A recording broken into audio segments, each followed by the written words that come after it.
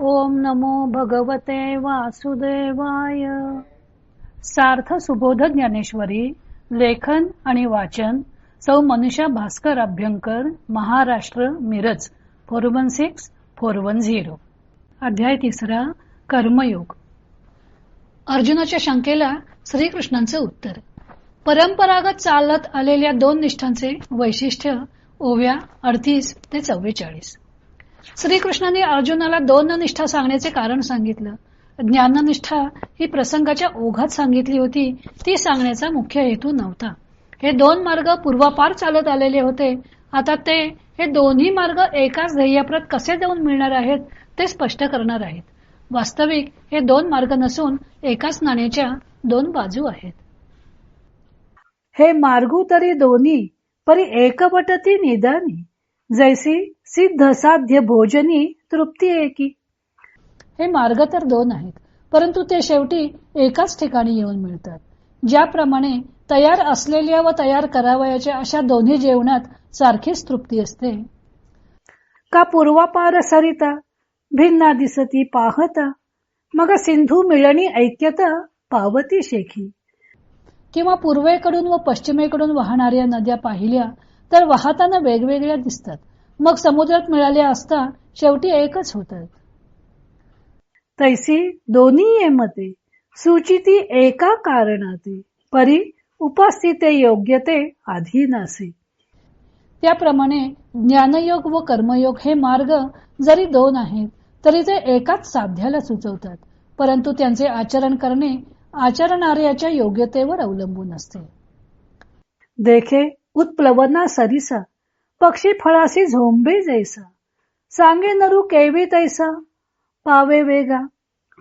हे पहा, पक्षी उड्डाणाबरोबर ज्याप्रमाणे फळाला बिलगतो, परंतु त्याप्रमाणे मनुष्याला त्या वेगाने ते फळ कसे प्राप्त करून घेता येईल, सांग बरं. तो हळूहळू ढाळे ढाळे केतुकेनी एके वेळे, मार्गाचे निबळे निश्चित ठाकी. तो हलके हलके एका फांदीवरून दुसऱ्या फांदीवर जात जात काही वेळाने त्या मार्गाच्या आधाराने त्या फळापर्यंत खात्रीने पोचतो. तैसे देखपा विहंगम मते, अधिष्ठुनी ज्ञानाते, सांख्य सद्य मोक्षाते आकळीते.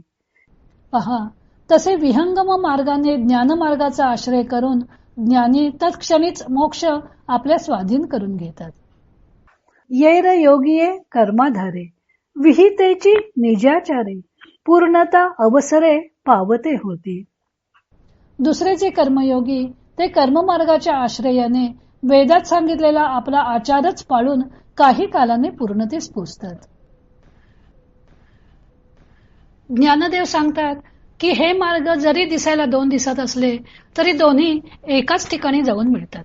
सिद्ध म्हणजे तयार असलेले भोजन केले किंवा साध्य म्हणजे तयार करावायचे असलेले भोजन केले तरी त्यामध्ये शेवटी तृप्तीच प्राप्त होणार आहे.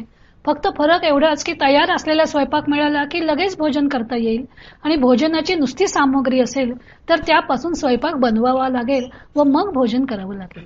पण अंतिम मिळणारं समाधान मात्र एकच आहे. ज्ञानदेव दुसरे उदाहरण देतात ते नदीचे. दोन नद्या वेगवेगळे वाहताना दिसतात. एखादी पूर्व वाहिनी असते तर एखादी पश्चिम वाहिनी असते, पण शेवटी समुद्र हेच त्यांचं आश्रयस्थान असतं. समुद्राशी एकरूप झाल्यावर त्यांचे वेगवेगळे अस्तित्व लोपून जाते. तसेच हे ज्ञानमार्ग व कर्मयोग मार्ग दिसायला जरी दोन वेगवेगळे दिसत असले, नुसतेच वेगळे नाहीत तर परस्पर विरोधीही दिसत असले तरी ते एकाच लक्ष्याप्रत जाऊन मिळतात. अधिकार भेदाप्रमाणे त्याचा उपयोग करावा लागतो. ज्ञानदेवाने या दोन मार्गातलं अंतर काव्यात्मक पद्धतीने स्पष्ट केलेलं आहे. ज्ञानमार्गामध्ये परमात्म तत्व व ज्ञानी यांच्यातील तन्मयतेला महत्व असतं, तर कर्मयोगात साधकाच्या निपुणतेला महत्व असतं. निपुणता ही कष्टसाध्य असल्यामुळे अंतिम तत्व गाठताना ज्ञानी मनुष्यापेक्षा थोडा वेळ जास्त लागतो. ज्ञानी मनुष्याच्या बाबतीत म्हणता येईल की तो सिद्ध स्वयंपाकाचे भोजन करतो, तर कर्मयोगी मनुष्याच्या बाबतीत स्वयंपाकाची सामग्री तयार आहे, त्याला स्वयंपाक करून मग भोजन केल्यानंतर तृप्ती मिळणार आहे. त्यामुळे थोडा वेळ जास्त लागेल इतकंच, परंतु अंतिमतः दोघांना तृप्ती मात्र सारखीच प्राप्त होणार आहे.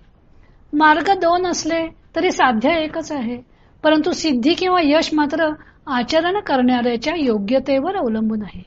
रामकृष्णाचा सिद्धांत होता की जितकी मते तितके मार्ग. अंतिम ध्येयाप्रत जाण्यास अनेक मार्ग आहेत. सगळे एकाच मार्गाने जाण्याचे अधिकारीही नसतात. तसेच प्रत्येकाची आवडही निराळी असते.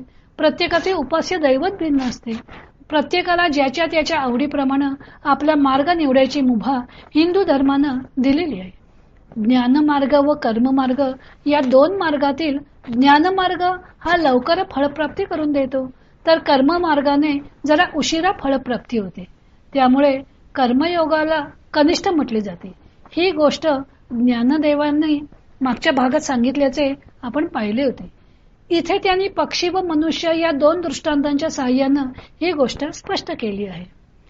पक्षी एकाच उड्डाणात झाडावरील फळापर्यंत पोहोचतो, परंतु झाडाच्या शेंड्यावर असलेले फळ प्राप्त करण्याकरता मनुष्याला मात्र एकेका फांदीवर चढून पुढे पाय ठेवावा लागतो. पण त्या फांद्यांच्या मार्गाने तो फळापर्यंत पोहोचतोच. त्याचप्रमाणे ज्ञानमार्ग हा विहंगम मार्ग आहे. ज्ञानी लोक ज्ञानाच्या सहाय्याने आपल्या ध्येयप्रत जाऊन पोहोचतात, तर कर्मयोगी मनुष्य कर्ममार्गाच्या आश्रयानं वेदात सांगितलेले आपले स्ववर्णोचित कर्म निष्कामपणे करून पूर्णत्वास जातात. ज्ञानी मनुष्याला पक्षाची उपमा दिलेली आहे. पक्षी आपल्या दोन पंखांच्या सहाय्याने उडत असतो. त्यातील एक पंख जरी निकामी झाला तरी त्याला उडता येत नाही. तसेच ज्ञानी मनुष्याला संपूर्ण इंद्रिय निग्रह व दृढनिष्ठा हे दोन पंख आवश्यक आहेत. यातील एक पंख जरी निकामी झाला तरी तो ध्येयप्रत पोहोचू शकणार नाही. पक्षी उडत असताना त्याला पायांची आवश्यकता राहत नाही.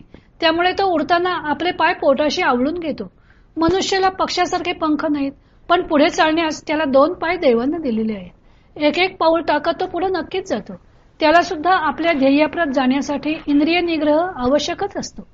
कर्म करत असताना अनासक्ती व निष्कामता या दोन पायांची आवश्यकता असते. अर्थातच तो पक्षासारखा लगेच फार तर पोचणार नाही, पण फळापर्यंत अवश्य जातो. फक्त काही कालावधी लागेल इतकंच. ज्ञानदेवानी कर्मयोगाच्या मार्गानेही मोक्ष निसंशयपणे लाभतो असे ठासून सांगितलेलं आहे. श्री शंकराचार्य मात्र असं मानित नाहीत. 3ऱ्या अध्यायाला त्यांनी जी दीर्घ प्रस्तावना दिलेली आहे त्यात कर्मयोगाला दिलेलं गौणत्व ठिकठिकाणी दिसून येतं. शंकराचार्यांनी कर्मयोगाला ज्ञानयोगाचं साधन मानलेलं आहे. ज्ञानदेव तसं मानत नाहीत. नंतर श्रीकृष्ण नैष्कर्म्यावस्थेविषयीचा चुकीचा समज स्पष्ट करून सांगणार आहेत.